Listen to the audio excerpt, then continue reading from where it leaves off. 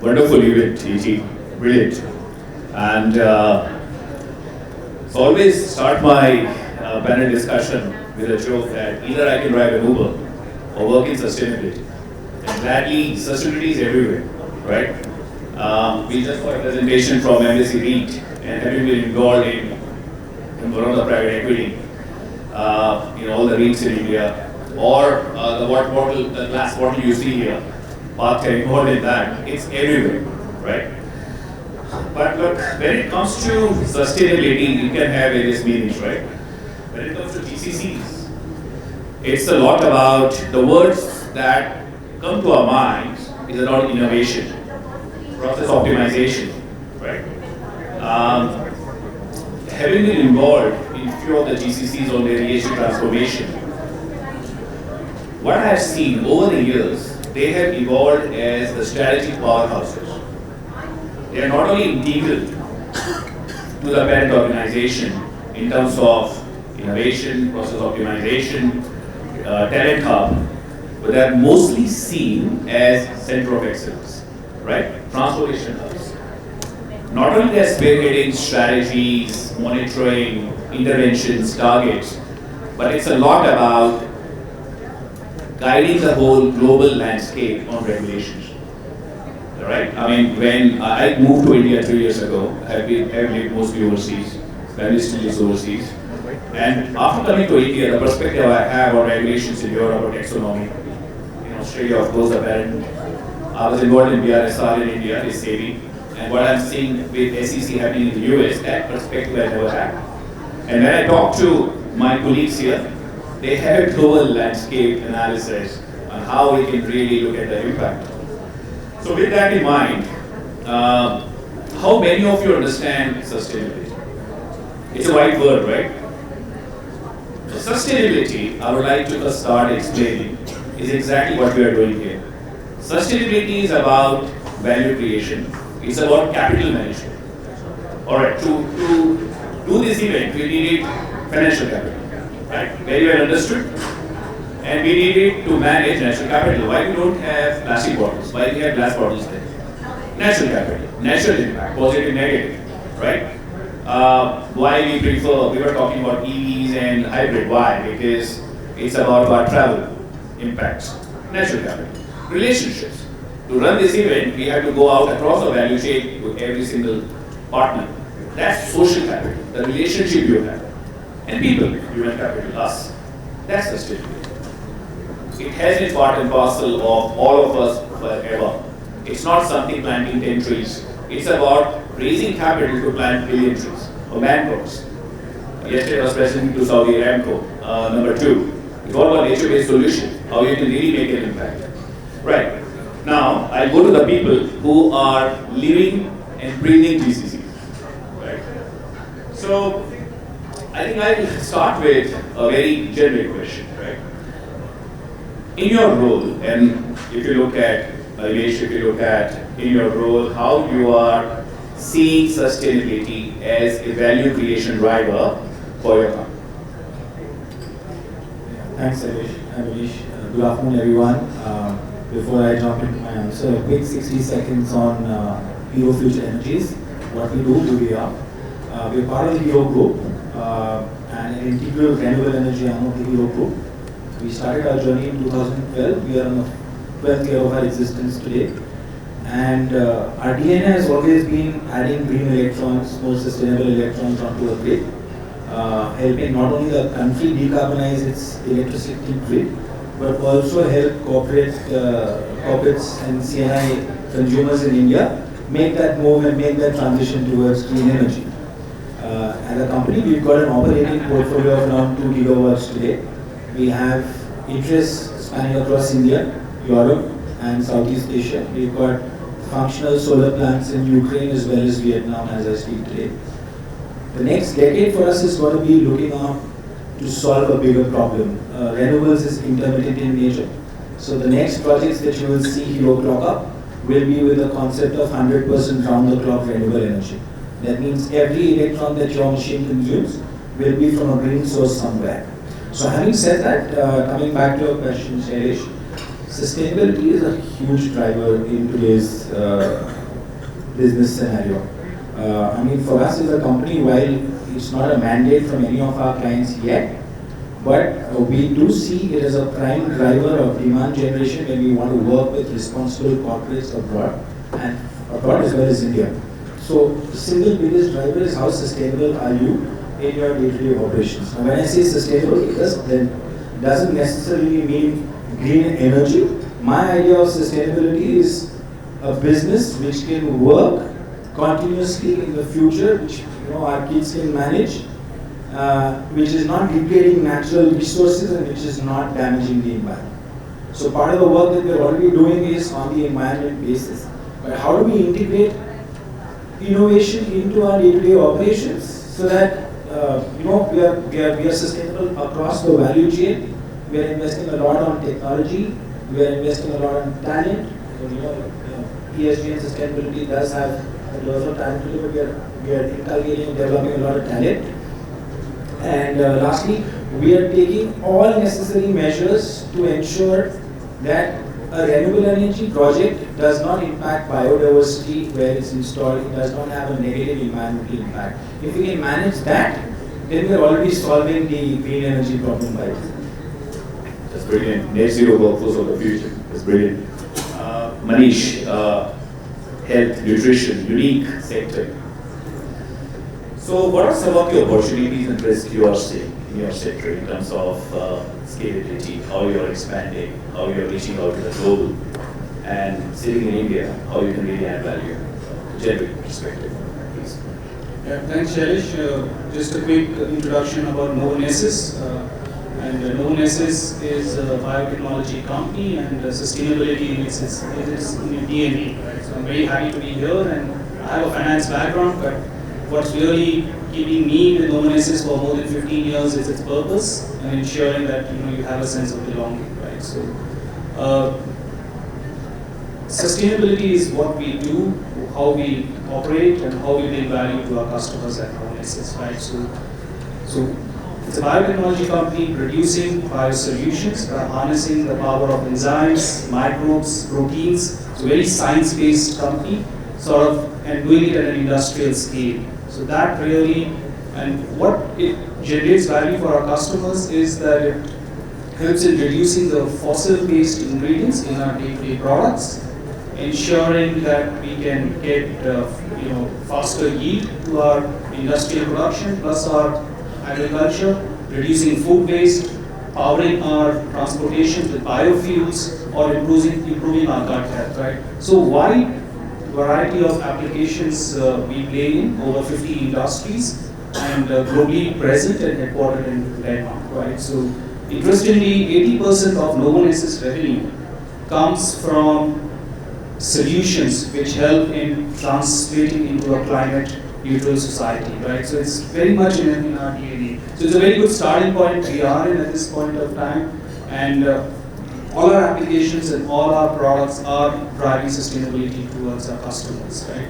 So we do have targets, and that's very important, and we of course have a net zero roadmap as such by 2050, but by 2030, 6 years from now, we would have reduced our emissions 75% from scope 1 and 2 and 35% scope 3, right? So we are very committed towards these things, and we just don't have not only the financial targets but also the non-financial targets, looking at it more holistically as such, right?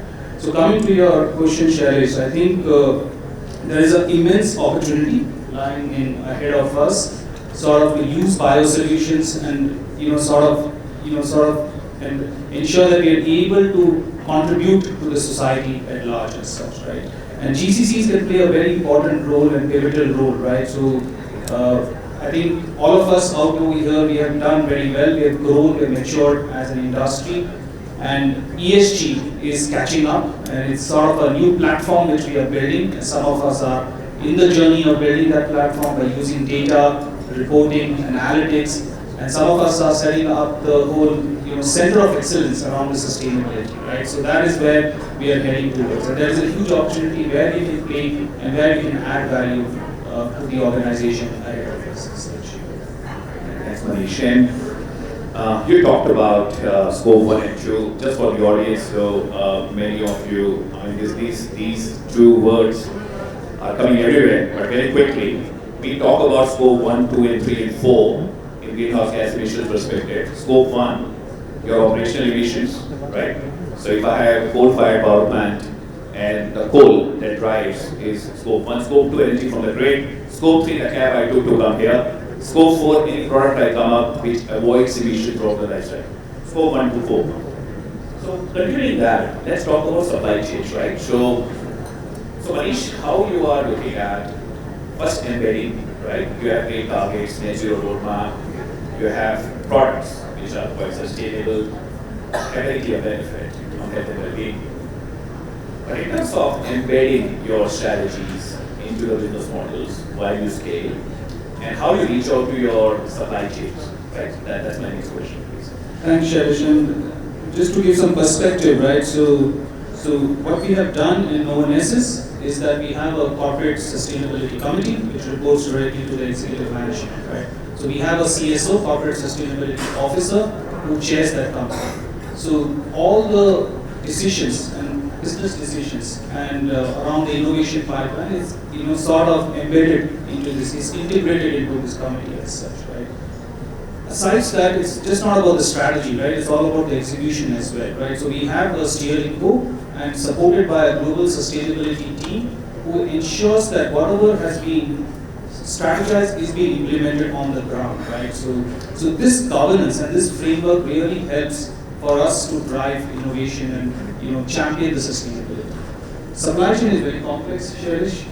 This is where the scope 3 comes in, something which is not fully in control of the organization, and this is where I think, and this is where also the maximum emissions also comes in, right? So, but we cannot shy away from that. We have a collective responsibility towards drive towards net zero by including scope 3 as well, right? So what we do, we try to optimize our production, control our inventory, look at our product mix, look at our production volumes, and try to optimize part of it, right? But a lot of it is by partnerships. So we need to partner with our suppliers, and we are doing it actively to ensure that they can decarbonize their value chains as such, right? Because that's the real thing, right? Purchasing goods and services contributes to the maximum emissions as such, right? So that's where we are right now working on. It's a very challenging area and we have set up an ambitious goal in the next 6 years, 35% reduction in scope 3, right? And you're in a double whammy, right? You need to continue to grow, whereas you need to also continue to cut down on the emissions, right? So you're always in a dilemma, and you have to have a fine balancing act of ensuring that you don't grow at the cost of the climate, right? So that is the very, very well put together. I always tease Manish as an innovation leader. But coming to my sustainability champion, Animesh, your business is all about renewables, new energy. So we came up with a recent report at Deloitte, Sustainability Superhouse, which you have seen. It's about value creation, India spearheading the global embedment. You are perfectly placed for that, right? So just want to understand from you how you are really driving that innovation bit out of India in the new energy space, renewable energy space. You touched on it, right? But first your take, how we can really, with global integration happening a lot, how you're driving it out of India? Shailesh, I'll answer your question in two parts. One, because I understood your question that way. So, one, what is Hero doing by itself? What kind of innovative technologies or business models are we adopting to help us in our journey towards sustainability? Right? We, as an organization, want to be water positive by 2026 and completely net zero by 2030. So, renewable energy projects by design are extremely land intensive. You need copious amounts of land to put up a solar project. I mean, a couple of years back, it was around 4 acres a megawatt. It's a lot of land. And the minute you go and populate solar plants on some part of land somewhere in the country, you are actually affecting an ecosystem. So as a company, we started this journey very early of doing an ESIA, Environment and Social Impact Assessment study, where we know exactly who are the people we are affecting in terms of their livelihood, because per se, solar and wind don't generate any fuels, right? So you're not creating poisonous air for them, but still you're going in their backyard and you're putting up something, right?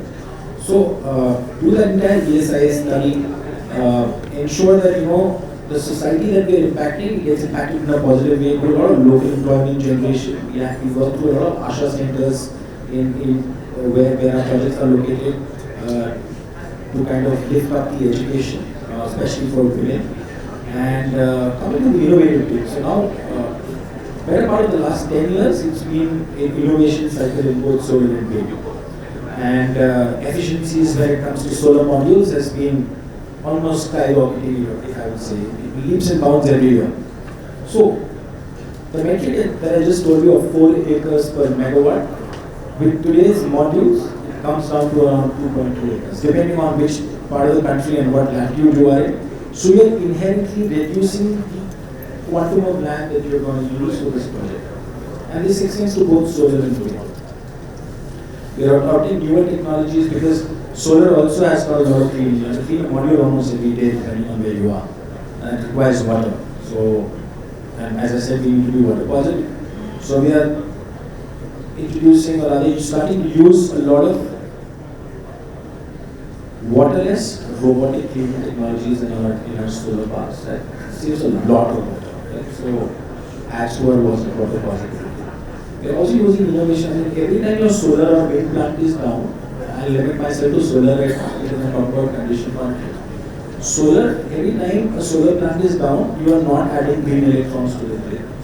And because of which either there is a brown electron which has gone to the grid and it meets the entire purpose. So you have to reduce your downtimes as much as possible to ensure that your project is sustainable. And that is coming by, you have these drones today and thermographic drones, you're doing a lot of condition monitoring. Much before a module is destined to fail is when we come through predictive modeling and analytics that this module has lived its life and needs to be changed. So these are avenues of certain technological and business model or other societal innovations that we've got into our way of working to ensure that we are making that road to net zero much more easier for us in the future. And how do we, so we ourselves don't have a GCC or we look at this space with a lot of interest, but what I can take a cue from your report, Shailesh. I think today, as earlier the CEOs in the panel were saying, we are no more just a cost arbitrage function, right, a GCC. It can actually become a center of excellence. I mean, if you set up a complete 100% sustainable operation in India, I mean, your parent organizations or the other global system concerns that you have just need to look at you and emulate that in their business operation. So the value I see in a GCC towards the sustainability chapter of the globe today is how can Indian GCCs become a case and example for other global centers and their parent companies in adopting these sustainable processes and methods in their day-to-day operations. So I think India can set and I think the entire globe is looking towards India as you pegged today. And this is a very, very nice opportunity to give the example of that. Thanks, Animesh, and I like the way you explain tech anybody issue management, right? This is absolutely it. So look, I'll keep a close eye on the clock. Last question. So what are some of the key takeaways that you have for the audience here, based on your experience in terms of operational management, innovation, technology? You are doubling up, you are aiming, I read your report, by 2030. What are some of the opportunities you have while managing the risk, right? 3 takeaways, please. Probably will double up more because we just got merged with Christian Hansen in 2024, and so now Rosans and Christian Hansen got merged, and that's why it's necessary. So we are in an integration period. So I think, Shailesh, the heat is on. I don't know which part of India you are, but Bangalore, you can already feel the pressure and the heat and all the water situation as such. I think all of us personally are getting impacted by climate, right? So knowingly and knowingly. So there is a cost to it, right? So and that's what we are seeing as such. we should stay humble on this topic. Very, very important, right? I think this is, we know only a little bit and we can only control so much, right? And there is something we need to do as a collective responsibility, but does it come onto the priority of the management and to the leaders? I think what really works is getting the mandate and ensuring that it's very much integrated into the business strategy. It's not a choice anymore that okay, you choose sustainability over business, right?